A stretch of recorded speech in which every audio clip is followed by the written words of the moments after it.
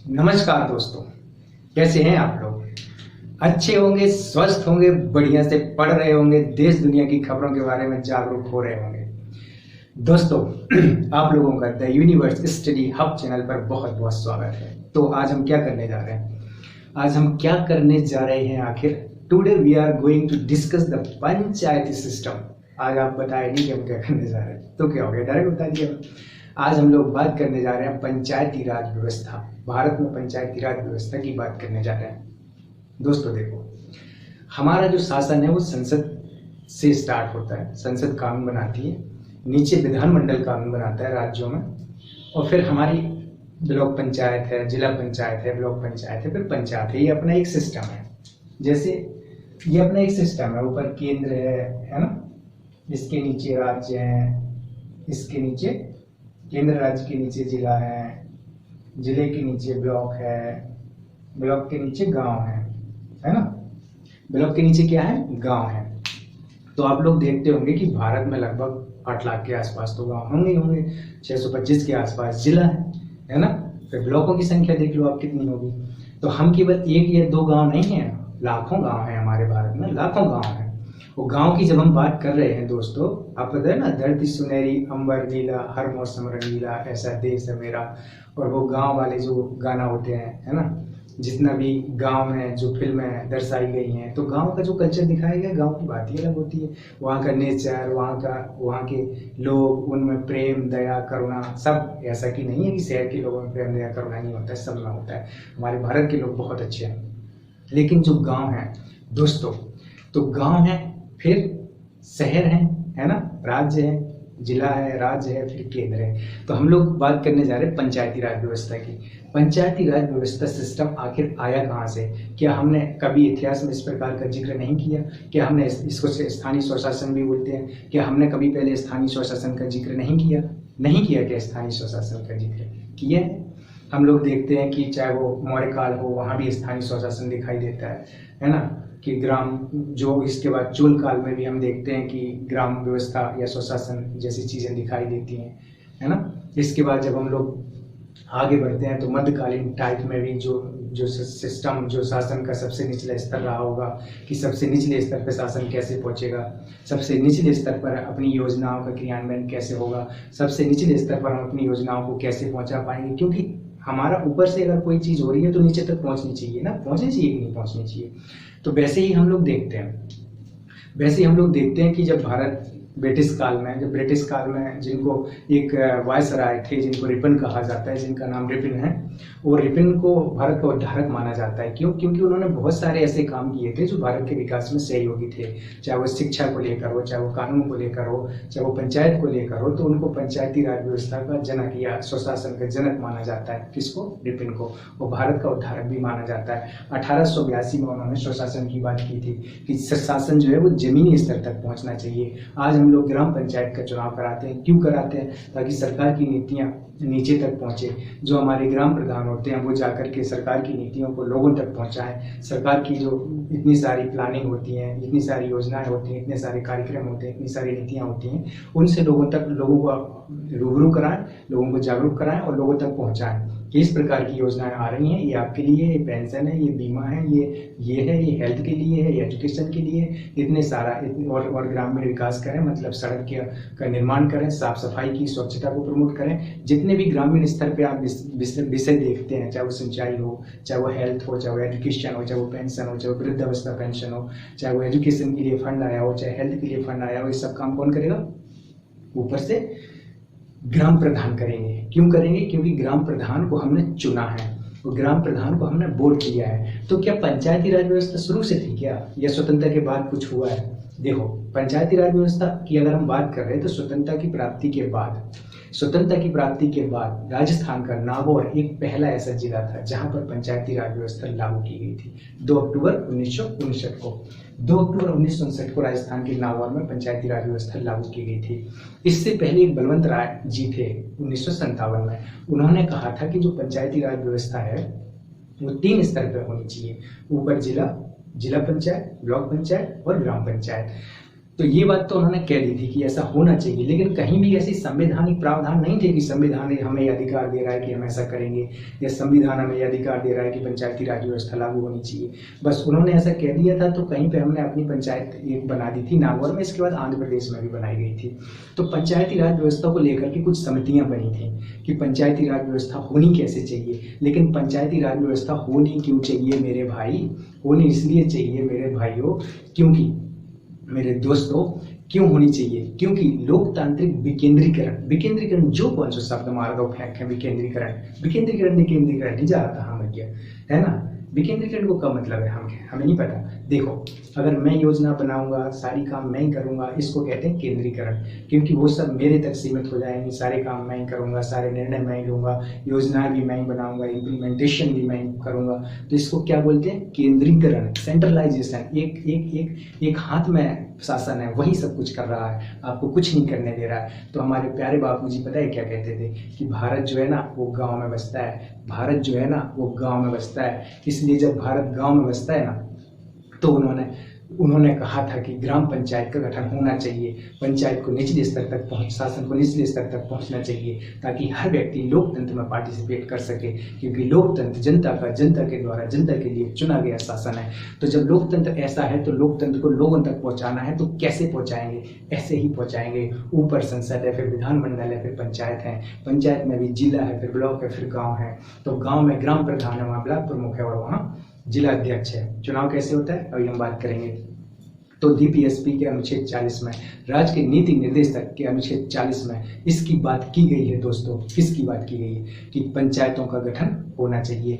तो जब 1957 में और पहला नागौर में अपना पंचायत बन गई, फिर आंध्र प्रदेश में भी पंचायतों का गठन होने लगा, लेकिन अभी भी उन्हें संवैधानिक दर्जा नहीं मिला हुआ था। संविधान में ऐसा कहीं मेंशन नहीं था कि उनको राइट है कि वो संविधानों का गठन किया जाए। फिर तरह तरह की समितियां बनी। अशोक मेहता भी आते हैं, बलवंत राय मेहता के भाई, 1977 में, ठीक 20 साल बाद। तो वो होते हैं कि पंचायतों के 2 लेवल होना चाहिए, ऊपर जिला और नीचे गांव, ऊपर जिला और नीचे ग्राम, और ये बीच का लेवल खत्म होना चाहिए, ब्लॉक नहीं होना चाहिए। इसी प्रकार से आगे भी जीवी की राव समिति आती है, वो भी प्रशासनिक और राजनीतिक सुधार के लिए लोकतांत्रिक विकेंद्रीकरण की बात करते हैं। फिर हमारे सिंघवी साहब आते हैं, संवैधानिक सुधार की बात करते हैं 1986 में कि संवैधानिक सुधार होना चाहिए, अर्थात पंचायतों का जो गठन की बात है वो संविधान में मेंशन होनी चाहिए। जब संविधान में मेंशन होनी चाहिए दोस्तों, तो क्या होगा? अब संविधान का संशोधन होगा, संविधान में संशोधन किया जाएगा। और वो संशोधन था, आप सबको पता है कौन सा था? पंचायतों के से रिलेटेड। वो कौन सा संविधान संशोधन था जो पंचायतों के गठन से रिलेटेड है? कौन सा है? बल्ले बताओ कौन सा है? वो है 73, वो है संविधान 73 संशोधन अमेंडमेंट, जो 1992 में हुआ। 24 अप्रैल 1993 से पंचायती राज व्यवस्था लागू की गई, इसलिए हम 24 अप्रैल को पंचायती राज दिवस मनाते हैं कि नहीं मनाते हैं? ये सारी चीजें हो चुकी हैं। अब पंचायतों का गठन कैसे होता है इसको हम देख लेते हैं। देखो दोस्तों, पंचायतों का गठन कैसे होता है इसको हम देख लेते हैं। पंचायतों का चुनाव कैसे होता है, संरचना क्या होती है। अभी तक आप लोगों ने देखा कि पूरी संरचना एक बार हम और याद दिला देते हैं। नागौर जिला याद रखिएगा, राजस्थान का, बहुत अक्सर एग्जाम में पूछा जाता है। इसके बाद अनुच्छेद 40 याद रखिएगा, गांधी जी पंचायती राज व्यवस्था के समर्थक थे। इसके बाद क्योंकि शासन को निचले स्तर तक पहुंचाना था, हमें गांव तक पहुंचाना था, गांव का व्यक्ति भी शासन में पार्टिसिपेट कर सके। आज हम लोग देखते हैं ना कि कितने ग्राम प्रधान होंगे, महिलाएं भी होंगी, पुरुष भी होंगे, वो अपने निर्णय ले पा रहे होंगे। जैसे देश में प्रधानमंत्री है, वैसे अपने गांव में मतलब प्रधान होता है कि भाई आपके गांव आपके हवाले है, आप गांव के विकास के लिए निर्णय लो। वहाँ सिंचाई की सुविधाएं, मतलब पानी के निकलने की व्यवस्था होनी चाहिए, अच्छा सड़क होना चाहिए, स्कूल अच्छा होना चाहिए, स्वास्थ्य सुविधाएं अच्छी होनी चाहिए, कृषि के लिए, एग्रीकल्चर के लिए अगर कुछ आता है तो अच्छा होना चाहिए। मनरेगा के तहत कितने लोगों को रोजगार मिल रहा है, कितने लोगों को राशन मिल रहा है, पीडीएस के तहत जो अपनी एमडीएम जो योजना चल रही है मिड डे मील, इससे बच्चों को वास्तव में खाना मिल पा रहा है कि नहीं मिल पा रहा है, खाना पोषण युक्त मिल पा रहा है कि नहीं मिल पा रहा है, जो टीचर हैं वास्तव में बच्चों को पढ़ाते हैं कि नहीं पढ़ाते हैं। ये सब काम किसके हैं? प्रधान के। प्रधान को इसलिए तो चुना है हमने, प्रधान देखे जा करके कि क्या चल रहा है गाँव में, क्या नहीं चल रहा है गाँव में। गाँव में अगर कुछ समस्या हो जाती है, कुछ बातचीत हो जाती है, तब भी प्रधान निर्णय लेता है, क्योंकि प्रधान भले ही 8-10 लोग चुनाव लड़ते हैं, लेकिन चुन के तो एक ही आता है। जब वो एक ही आता है तो पूरे गाँव का प्रधान होता है, उसको ये थोड़ी ना देखना होता है किसने मुझे वोट दिया, किसने मुझे वोट नहीं दिया। उसके सारे निर्णय किसके लिए होते हैं? जनता के विकास के लिए होते हैं, जनता की भलाई के लिए होते हैं, क्योंकि उसको अधिकार कौन लेता है? संविधान उसको अधिकार देता है। तो पंचायत का बात भाग 9 में भाग 9 में किया गया है। और इसमें जब संशोधन हो गया हमारा तो भाग 9 आया और अनुसूची 11 आई। अनुसूची 11 में हमने 29 विषयों को रखा। अब वो विषय क्या होंगे? यही तो होंगे, एग्रीकल्चर से रिलेटेड, पशुपालन से रिलेटेड, मत्स्य पालन से रिलेटेड है ना, मत्स्य पालन, पशुपालन, डेयरी उद्योग, ये छोटे छोटे उद्योग, फिर सड़क बनाना, शिक्षा के लिए, स्वास्थ्य के लिए, जितने भी आप ग्रामीण स्तर पर काम देख सकते हैं, सारे काम किसके हैं? ग्राम प्रधान के। ग्राम प्रधान के सारे काम है कि ग्राम प्रधान इन चीज़ों को देखे, इन चीज़ों के निर्णय ले और इन चीज़ों के विकास के काम करे। गाँव में साफ सफाई है, शौचालय है, जितना भी आप गाँव में ग्राम प्रधान के काम देखते हैं। और अनुच्छेद जो हमारा जो 29 विषयों का जो मेंशन किया गया है इसमें अनुसूची में 29 विषय हैं कि इन विषयों का काम ग्राम प्रधान के अंदर में होगा और ऐसे काम किया जाएगा। 29 विषय एग्रीकल्चर से रिलेटेड जितने भी सूक्ष्म लघु उद्योग हैं, है ना, वहाँ एग्रीकल्चर है, सिंचाई है, स्वास्थ्य है, शिक्षा है, सड़क है, पेंशन है, वृद्धावस्था पेंशन है, महिलाओं के बच्चों के विकास के लिए जितने भी सारे काम है वो सब कौन करेगा? ग्राम प्रधान करेगा। ओके माय डियर फ्रेंड्स, अब देखो, ये तो बलवंत राय मेहता है जो कह रहे थे गांव होगा, फिर ब्लॉक होगा, फिर जिला होगा। तो ये अपने अशोक मेहता जी हैं जो जिला और गांव की बात कर रहे थे। तो जो वर्तमान सिस्टम है आप यही देखते हैं कि ऊपर जिला है, फिर ब्लॉक है, फिर गांव है। अब हम लोग चुनाव की बात कर लेते हैं। तो दोस्तों 21 साल का कोई भी व्यक्ति 21 साल का कोई भी व्यक्ति चुनाव लड़ सकता है। ग्राम पंचायत का चुनाव, अगर उसकी उम्र 21 साल हो गई है तो वो चुनाव लड़ सकता है। और 18 साल का कोई भी व्यक्ति अगर उसकी उम्र 18 साल हो गई है तो वो मतदान दे सकता है, तो वो वोटिंग कर सकता है। और वोटिंग करना हमारा अधिकार है, इसलिए हमें वोट देना चाहिए, क्योंकि आप जिन कैंडिडेट को चुन रहे हैं वही आपका भविष्य बनाएंगे।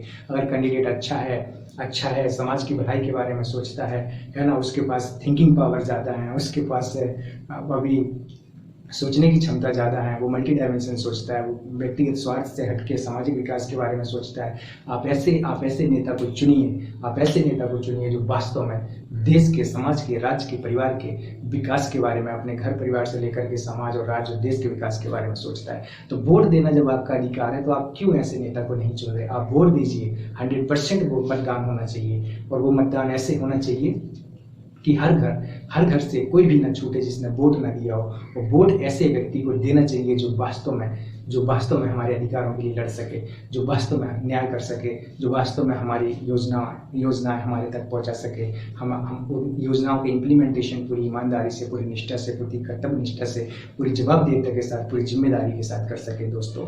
तो आप वोट दीजिए, प्लीज़ वोट दीजिए। वोट सबको दीजिए आप, लेकिन घर में मत बैठिए। ऐसा हमारा जब मतदान 62% 60% होता है तो हमें दुख होता है कि हमारे लोकतंत्र में 30% या 40% लोग पार्टिसिपेट ही नहीं कर रहे हैं, बताओ, वोट ही नहीं दे रहे हैं, वो अपने राइट्स का उपयोग नहीं कर रहे हैं। जो कैंडिडेट चुन करके आएगा वही तो उनका भला करेगा।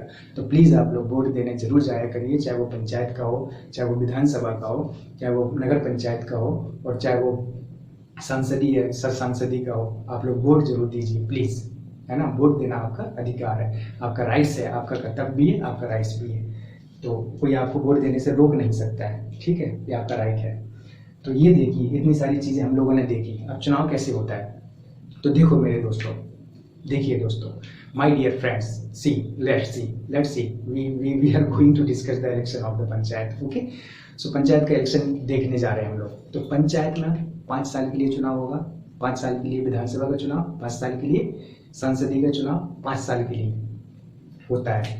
तो ये जो चुनाव होगा इसमें प्रधान को तो डायरेक्ट चुन लिया जाएगा, है ना। वो डिपेंड करता है गांव कितना बड़ा है। अगर गांव की पॉपुलेशन कम है तो कम से कम 2 गांव का एक प्रधान होता है। अगर पॉपुलेशन ठीक ठाक है, वोटिंग ठीक ठाक है, तो 1 गांव का एक प्रधान होता है। तो प्रधान, वो जो गांव है वार्ड में डिवाइड रहता है, तो हर वार्ड से एक सदस्य आता है चुन करके। वो सदस्य क्या करते हैं? प्रधान का सहयोग करते हैं काम को कराने में। और ये प्रधान की गतिविधियों पर नियंत्रण भी रखते हैं कि प्रधान आखिर कर क्या रहा है, प्रधान को आखिर करना क्या चाहिए।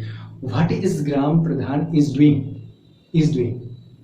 एंड व्हाट उसको करना क्या चाहिए, what should be done, what must be done, उसको करना अवश्य क्या करना चाहिए, वो कर क्या रहा है, कौन देखेगा? हमारे जो मेंबर्स हैं, हमारे जो वार्ड मेंबर है वो देखेंगे, कोई दिक्कत नहीं है। ग्राम प्रधान तो डायरेक्ट हमें वोट दिए, जिस दिन सबको हम वोट दे के आते हैं, इतने सारे लोग खड़े रहते हैं, सबको हम मतदाता है, अपने अपने मत के अनुसार अपना वोट दे करके आ जाते हैं। और जिस दिन वोटिंग खुलती है तो ग्राम प्रधान सीधे जीत जाता है, उसमें कोई ऐसी बात नहीं होती है, मेंबर अपने अपने जीत जाते हैं। वैसे ही जो ब्लॉक पंचायत का चुनाव होता है तो ब्लॉक से भी अपने अपने एक गाँव से या 2 गाँव से एक सदस्य चुन करके आते हैं, है ना। एक सदस्य चुन करके आते हैं, एक गांव से एक सदस्य चुन करके आता है, वो डिपेंड करता है कि गांव छोटा है या बड़ा। तो जो सदस्य चुन करके आते हैं, मान के चलो 30 गांव है या 35 गांव है, तो वहां से एक सदस्य चुन करके आएगा, ब्लॉक पंचायत के लिए। वो जब एक एक सदस्य चुन करके आएगा तो वो जो सदस्य हैं वो ब्लॉक प्रमुख का चुनाव करेंगे। तो सदस्यों का चुनाव जो है वो तो डायरेक्ट है, प्रत्यक्ष है, हमने सदस्यों को तो प्रत्यक्ष चुन लिया, लेकिन जो सदस्य मिलकर के जो चुनाव कर रहे हैं ब्लॉक प्रमुख का, अपने में से आधे से ज़्यादा अगर किसी का हो गया ब्लॉक प्रमुख की साइड हो गए तो ब्लॉक प्रमुख बन जाएगा। तो ब्लॉक प्रमुख के अब काम क्या हो जाएंगे कि वो सभी ग्राम प्रधान हैं उन पर नियंत्रण रखें और ऊपर से जो योजनाएं आ रही हैं उनका क्रियान्वयन कराए और यहाँ की जो समस्याएं हैं उसका जिलाध्यक्ष से अवगत कराए। जिलाध्यक्ष का चुनाव कैसे होता है? ऐसे ही हमारे जिले में कितनी सारी सीटें होंगी, मान के चलो जिला पंचायत सदस्य की, तो जो जिला पंचायत सदस्य वो तो डायरेक्ट चुन लिए जाएंगे, लेकिन जो वो जिला पंचायत के सदस्य हैं अब वो मिलकर के चुनेंगे किसको? जिलाध्यक्ष को। वो किसको चुनेंगे? जिलाध्यक्ष को चुनेंगे। अब जिलाध्यक्ष क्या करेगा? ये पूरे ग्रामीण विकास के काम करेगा, ब्लॉक प्रमुख की बातें सुनेगा, ब्लॉक प्रमुख के अनुसार निर्णय लिए जाएंगे और अपने निर्णय मतलब उनसे क्या चल रहा है, कैसी स्कीम्स आ रही हैं, कैसे कार्यक्रम आ रहे हैं, इनका इम्प्लीमेंटेशन कैसे हो रहा है, इम्प्लीमेंटेशन कैसे करना है, इन सारी चीज़ों पर विचार विमर्श किया जाएगा। और ये लोकतंत्र विकेंद्रीकरण हुआ कि नहीं हुआ? क्योंकि देखो योजना ऊपर से नीचे तक आ रही है, हमें कहाँ से? संसद से गांव तक पहुंचानी है। इसको बोलते हैं विकेंद्रीकरण। जब शासन एक हाथ में ना रहे, शासन बहुत सारे हाथों में चला जाए तो उसको विकेंद्रीकरण कहते हैं। केंद्रीकरण नहीं है, अब हमने उसका डिसेंट्रलाइजेशन कर दिया, अर्थात राज्य में राज्य सरकार भी कानून बना रही है, राज्य सरकार भी योजनाएं कार्यक्रम बना रही है और केंद्र में केंद्र सरकार भी योजनाएं कार्यक्रम बना रही है ना। और अपना ग्राम पंचायत अपने अपने काम देख रही है, वहाँ वित्त आयोग का गठन भी किया जाता है ना, राज्य वित्त आयोग का गठन भी किया जाता है। अच्छा, ये चुनाव कौन कराता है? ये भारत का निर्वाचन आयोग चुनाव नहीं कराता है पंचायत का, राज्य निर्वाचन आयोग चुनाव कराता है। ये चीज़ हमें ध्यान रखना है, पंचायत और नगर पालिका का चुनाव राज्य निर्वाचन आयोग कराता है, जबकि सांसद, विधायक, राष्ट्रपति, उपराष्ट्रपति का चुनाव भारत का निर्वाचन आयोग कराता है। ये चीजें आपको ध्यान रखनी है। अब मुझे कार्यकाल बताइए, 5 साल तो होता ही है 5 साल, लेकिन अगर बीच में किसी पंचायत का मतलब किसी तरीके से विघटित हो जाए पंचायत तो 6 महीने के अंदर चुनाव कराना जरूरी हो जाता है। और जो पंचायत है वो बचे हुए कार्यकाल के लिए काम करेगी। जैसे कोई व्यक्ति 3 साल तक का पंचायत का मतलब प्रधान रहा है और असह में कुछ मतलब वो पद छोड़ देता है या पद खाली हो जाता है तो उसको वो 6 महीने उस पद को 6 महीने भर लिया जाएगा। और दूसरी बात, वो जो शेष मतलब 3 साल काम किए, 2 साल बचे हुए तो वो 2 साल के लिए प्रधान बनेगा, 5 साल के नहीं बनेगा। ठीक, ये बात हमें ध्यान, यूपीएससी इस क्वेश्चन को कई बार पूछ चुका है कि जो चुना जाता है तो वो कितने समय के लिए चुना जाता है, बचे हुए टाइम पीरियड के लिए चुना जाता है। तो दोस्तों हम लोग पंचायत व्यवस्था देख रहे थे, मुझे लग रहा है हमने इसके अधिकांश पॉइंट डिस्कस कर लिए। पंचायत की संरचना, गठन, कार्यकाल, आरक्षण, हाँ आरक्षण वाला पॉइंट छूट रहा था। तो महिलाओं को 1/3 मतलब 33% आरक्षण मिला हुआ है, उनके लिए 33% सीटें आरक्षित होंगी। SC ST के लिए सभी लेवल पर मतलब सीटें आरक्षित होंगी जनसंख्या और क्षेत्र के आधार पर। और ये हमने आरक्षण व्यवस्था देखी, कोई आज 50% तक आरक्षण दे दिया है, जैसे बिहार वगैरह। हम लोग भी 50% आरक्षण दे सकते हैं। तो महिलाओं को पंचायत में आरक्षण मिला हुआ है। अभी हमको अभी हमको संसद में आरक्षण नहीं मिला हुआ है, जो हम लोग महिलाओं को 33% आरक्षण की बात कर रहे हैं, लेकिन महिलाओं को यहाँ पर आरक्षण मिला हुआ है। तो दोस्तों ये हमारा था पंचायत राज व्यवस्था भाग 9 अनुसूची 11 अनुच्छेद 243 से 243 तक जाता है।